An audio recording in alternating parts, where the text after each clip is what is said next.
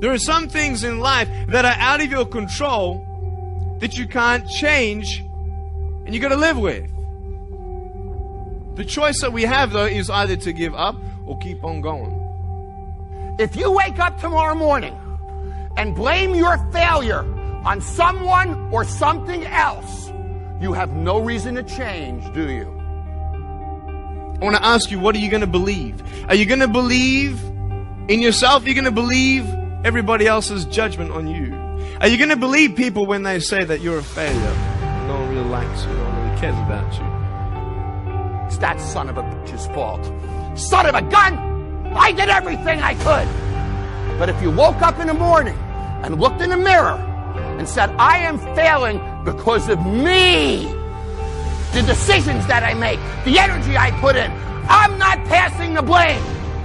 If you look in the mirror tomorrow and say that, you will change. So sure enough, from poor to rich and from rich back to poor, what do you do now? What occurred to me was that even though my money was gone, I still had the skills. And the skills proved to be more valuable than the money. So I just simply went back to work, went back to the street, went back using the formula I had used in the first place to do well and made many times more what I did the first time. But I think that's the key. You just have to go back to work. You could be rich, man, but you cannot erase the work ethic part. There is no getting around. Ain't no elevator to the top. You got to take the stairs. The elevator don't go to the top, man. Not in the world of success. You got to take the stairs. Y'all got to start getting gritty, man. I hate it when I see young people wasting their time, wasting all this technology got. Just bull. Just sitting around in this world that's been created for you that everything is instant. At the end of the day, don't compare yourself to people that you feel are more qualified than you. Don't compare yourself to people that you think that are more talented than you. At the end of the day, don't compare yourself to other people's gifting. At the end of the day, hard work works. Hard work can always outwork talented people who don't want to work that hard. And so at the end of the day, I know some of us, maybe we don't come from the greatest home environment. We don't come from the greatest social and economical status. But at the end of the day, we are still in control of our lives. I promise you. Put in the work. If you put in the hard work, if you take control and you respect your dream and you respect your craft and you're willing to sacrifice and to get serious about that thing, I promise you over time you're going to see the thing come alive. Hard work will always create opportunities for us to win in life. I mean that. And what I learned was the law of cause and effect. Now, the law of cause and effect is the great law of life. It basically says that there's a reason for everything. Everything happens for a reason. That success is not an accident. Failure is not an accident. If you want to be successful, happy, financially independent, if you want to achieve all your goals, it's not luck. It's not an accident. What you do is you find someone else who at one time did not have the effect that you want. You decide what you want. You find someone else who didn't have it, and you find out what they did to get it, and you do it over and over again until you get the same result. And it's not an accident. Well, when I learned this, it changed my life. You mean if I do what other successful people do, I'll get the same results that other successful people get? Answer is yes.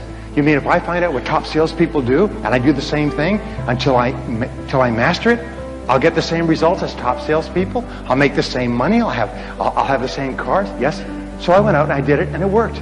The law of cause and effect is what changed my life. And by the way, I've been in many different businesses now. I've consulted for more than 500 companies over the years, over the last 20 years. And in every case, I ask them, how does your business work? What are the cause and effect relationships? And where's it strong? Where's it weak? What's working? What's not working?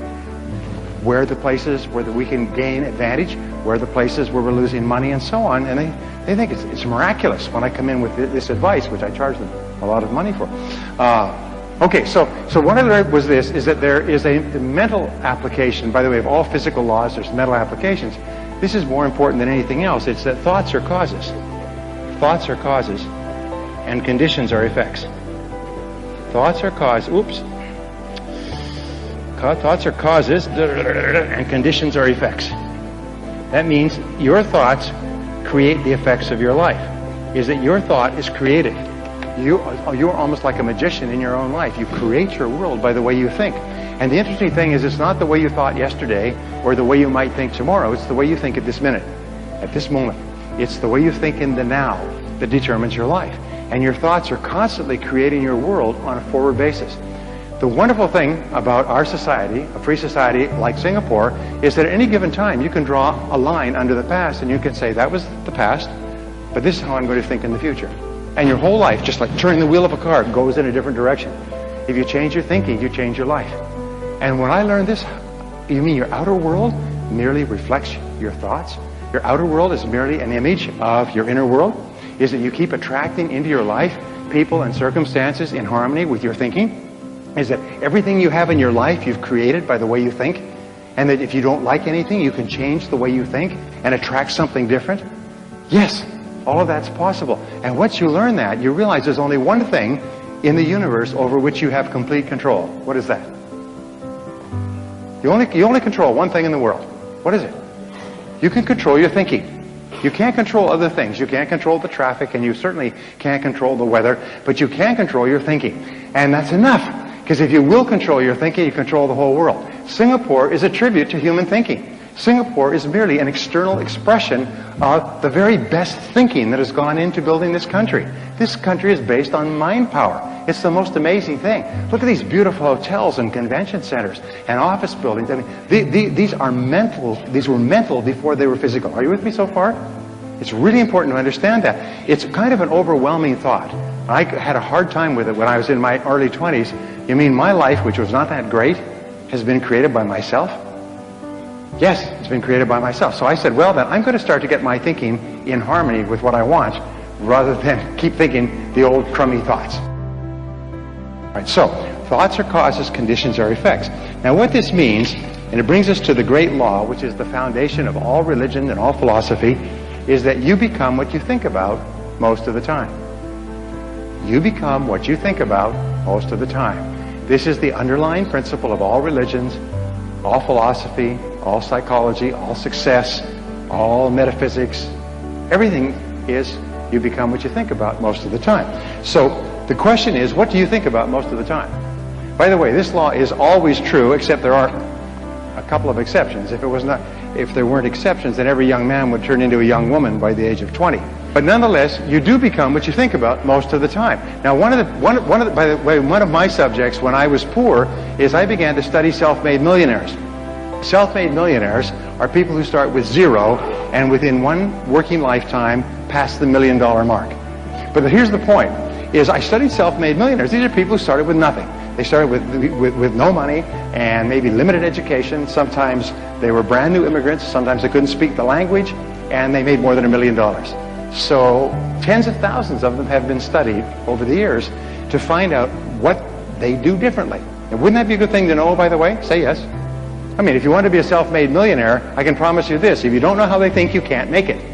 In other words, if you want to go somewhere but you don't have a map, you can't get there. So I began to study them, and I found, what do you think self-made millionaires think about most of the time?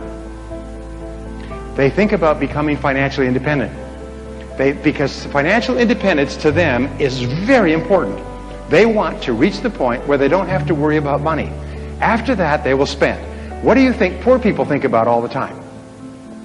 They think about how little money they have and think about spending everything they have. And everything they can borrow or put on credit cards. So self-made millionaires are always thinking in terms of financial independence. Poor people are always thinking about how poor they are. Now, if you want to become a self-made millionaire, starting point is begin thinking about financial independence. And I'll talk about this in just a second. So, go back to my question. What is it that successful people think about most of the time? Come on, this is real simple, but it's really important. What do they think about most of the time? Success? You're right. They think about what they want most of the time and how to get it. Now, these are the two turning points in your life. Think about what you want and how to get it. What is it that you really, really want, and how do you get it? And that's what they think about most of the time. And if you think about what you want most of the time, you start to move toward it, and it starts to move toward you. If you think about how you can get it and what you can do to move faster toward it, you begin to see all kinds of ideas. You all know these things about the brain, but the fact is, if you plant an idea in your brain, you suddenly start to see all kinds of possibilities to achieve the idea. Successful people are successful because they think and talk about what they want. Unsuccessful people are unhappy because they think and talk about what they don't want. They think and talk about the people they're mad at and their bad experiences and their bad luck and their bad job and just shut up. They whine and cry about their situation, but successful people are thinking about what they want and how to get it most of the time.